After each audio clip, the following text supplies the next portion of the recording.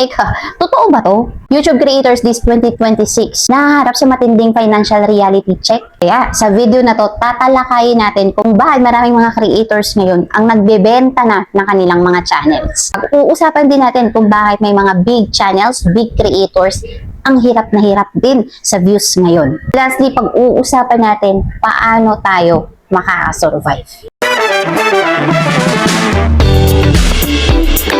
Hello mga ma'am sir, welcome back sa aking channel. Kung bago ka dito, ako si Jem at nagbibigay ng mga tips, advice, updates para sa mga aspiring YouTubers. So sa video na to, pag-uusapan natin, tatalakayin natin kung bakit hindi porket libu-libong subscribers, milyon-milyong subscribers, especially ngayon, ay ibig sabihin malaki na ang kinikita ng mga creators dito sa YouTube.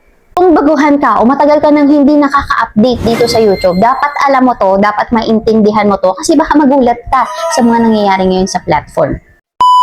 Mababang AdSense revenue, mababang views, bago-bagong algorithm, mataas na production cost. Yan yung pressure na magbenta ng mga products, mag-affiliate o kumuha ng sponsorships. Mga ma'am sir, totoo ba? Nagiging mahirap na nga ba mabuhay sa YouTube creator economy ngayon? Kung gusto mong tumagal sa YouTube ngayon, kailangan malaman mo to, maintindihan mo to para makapag-adjust kaagad tayo. So, sa video na to, aalamin natin kung ano talaga ang totoong nangyayari ngayon sa likod ng mga views, subscribers counts natin, at success sa YouTube. Ang una, kailangan malaman natin, hindi stable ang AdSense. So, nandyan yung pabago-bago yung CPM at RPM natin. So, bakit nagbabago? So, nag-iiba po ang kita natin per views. Depende po yan sa bansa, sa topic, at advertisers. Kaya, hindi po stable ang earnings ng mga creators. Ano pa? Seasonal income. Dapat malaman natin, dapat aware tayo na dito sa YouTube, may mga buwan talaga na malaki ang kita. At may mga panahon din na bumababa dahil sa advertising seasons at spending ng mga companies. Okay, pangatlo, advertiser cuts. Ito nangyayari kapag kumonti yung advertisers or let's say bumaba yung budget nila. Sabay niyan mga ma'am sir, bumababa rin yung ads na lumalabas at kita ng mga creators. Bakit nangyayari itong YouTube crisis na to ngayon? Guys, hindi nabasihan ang views. Kailangan maintindihan natin to, no? Kailangan malaman natin to na hindi na enough ang views. Sa panahon, especially sa panahon ngayon, isa sa nangyayari dyan, ang dami-dami nating mga creators. Maraming creators pero limited ang advertisers. Kaya, mas naghahati-hati ang kita sa ads. Ganun po yung isa sa mga nangyayari. Hindi na enough ang views, especially sa shorts. Ayan. Kahit mataas ang views sa shorts, mababa ang kita. Alam natin yan. Kadalasan, di ba? Maliit lang yung revenue kahit million views pa. Di ba? Compared mo sa long form videos. Okay, dito naman tayo sa long form video. Long form, mas profitable. Okay? Mas malaki yung pwede mong maging revenue dyan. Ang kaso ngayon, when it comes sa mga long form video, parang hirap. Sa nakikita natin, no? Malaki ang community, malaki ang subscribers, pero hirap sa views. Meaning, may problema ba sa pag-push ng algorithm sa mga long videos ngayon? We don't know. Basta ito lang yung napapansin natin na hindi na enough ang views ngayon. At pang-apat, mga ma'am sir, ayan, audience fatigue. Nagsasawa, napapagod din ang mga viewers. Dapat alam natin yan. Napapagod, nagsasawa din sa paulit-ulit. Sobrang dami na ng content na magkakaparehas. Overcrowded na. Kaya, bumababa ang views at engagement. Kaya, isa sa mga napapansin ngayon ng mga matatagal na creators, si YouTube ngayon, yung algorithm, parang he's looking for something new sa mga channel natin. So, ito na yung part na pag-uusapan natin kung bakit maraming mga creators ngayong taon, ang nagbibenta na ng kanilang mga YouTube channels. Number 1, burnout. Number 1 pa talaga, di ba? Totoo yan. Pagkapagod ng mga creators sa tuloy-tuloy na paggawa ng mga content at videos. Akala kasi ng iba hindi nakakapagod. Nakakapagod din yan, guys. At pressure sa pagiging consistent. Pangalawa, unstable income. Unstable income kasi hindi naman siguradong buwan-buwan, di ba? Ibang mga actually, especially ngayon na paiba-iba yung system, yung algorithm. Hindi siguradong buwan-buwan ang kita.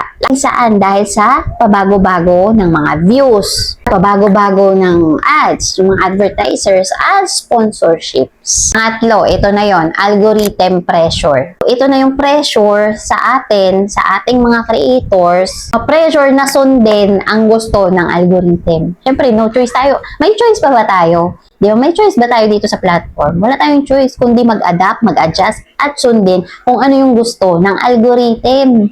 Para manatili tayong visible, kahit pa paano batuhan tayo, makakuha tayo ng views. Pang-apat, sponsorship dependency. Yan. Yung ibang mga creators, guys, sa totoo lang ha, ito yung reality. Umaasa na lang sa mga sponsorships, sa mga brand deals, kasi hindi na sapat yung kita sa ads. Kahit mga big channels, big creators, hirap ngayon sa views. So bakit? Ang una, oversaturated na po. Sobrang dami na ng mga creators. AI content flood. Aminin natin, mas mataas na ang competition ngayon. Kasi YT, pinipili niya na rin talaga kung sino lang mga creators na deserving talagang sumahod. Kaya siguro, pahirap yung labanan ngayon, guys. Napapansin niyo, hindi ka na basta-basta makakakuha ng views ngayon kung pabanjing-banjing lang yung mga videos or content na ina-upload natin. Kung until now, sumasahod ka pa rin buwan-buwan, monthly, be thankful, pasalamatan mo yan. Kasi ilang mga creators ngayon, sabi ko nga, sobrang burnout, binibenta na yung kanilang mga YouTube channel. Kasi, wala nang kita.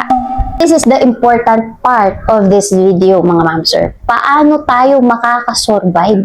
Lahat ng mga creators na nagbibenta na ng kanilang mga channels.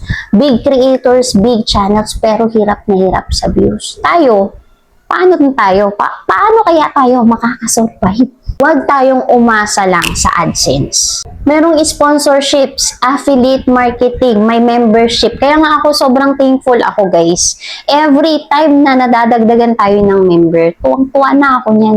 Kasi, di ba, hindi naman natin may iwasan na meron talagang buwan na sobrang hina ng pasok ng revenue natin, pero nababawi. Kasi nga, meron tayong mga members and merong mga bagong nagpapamember sa atin, may mga nagre-rejoin. Ang thankful ako, talagang nagpapasalamat ako, especially sa lahat ng mga members ko ngayon, and patuloy na nagsusuporta, yan, nagre-rejoin. Kaya guys, isa yan sa natin, i-improve natin, develop. Hindi lang sa akin, no, kahit sa inyo.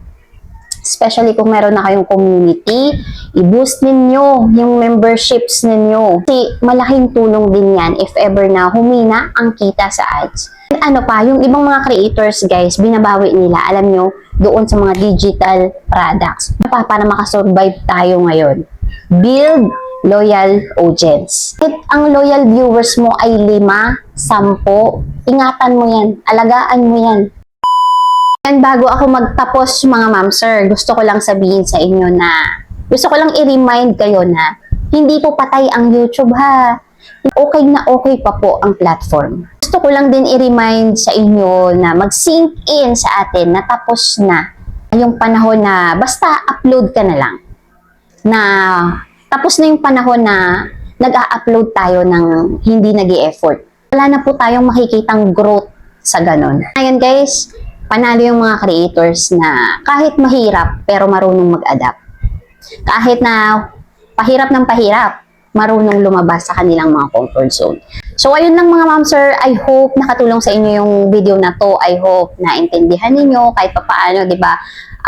Lumakas yung loob natin kahit na nakikita natin na ganito yung mga nangyayari sa platform. Ayun lang guys, if you think na nakatulong, please like and subscribe at i-hit nyo rin po ang ating notification bell para lagi po kayong updated sa ating mga bagong videos. Ayun mga mamsir, gusto ko lang pasalamatan yung mga members ng ating channel. Ayan guys, thank you so much po sa mga bagong member natin, sa mga nag-rejoin, ayan, nag-renew ng kanilang membership. Ayan, thank you so much po mga mamsir. Sobrang thankful po ako sa inyo sa suporta ninyo. Anyway guys, gusto ko lang pasalamatan yung kapapasok lang na member natin, bago lang na nag-avail ng membership natin, si Jai Music Lyrics 21. Ayan, so inopen ko yung channel niya, no. Nakita ko guys, 3 weeks ago, meron siyang nag-viral na music. Kung mahilig kayo sa mga ganito, no, yung parang nakaka-inspire ng mga music, ayan, sa mga in love dyan, panoorin ito, pakinggan ninyo itong video niya na to. Yung title is Ipaglalaban Kita na sa Sana All. So ayun mga ma'am sir, so ayun, Jai Music Lyrics 21, thanks again sa pag-avail ng ating membership. Thank you so much guys sa lahat ng mga members ko sa suporta ninyo. Ayan, I hope magkasama pa tayo ng matagal. I hope na madagdagan pa tayo. And of course, yung mga loyal subscribers natin, bagong subscribers natin, yung mga dating subscribers na nandyan palagi sa comment section. Ayan guys, thank you so much sa suporta ninyo sa mga videos natin every time may bago tayong uploads. Thank you so much sa patuloy na suporta. Ayan, I wish lahat tayo sumakses dito sa YT. So ayun na guys, have a nice day. Thank you for watching and see you in my next video. Bye po!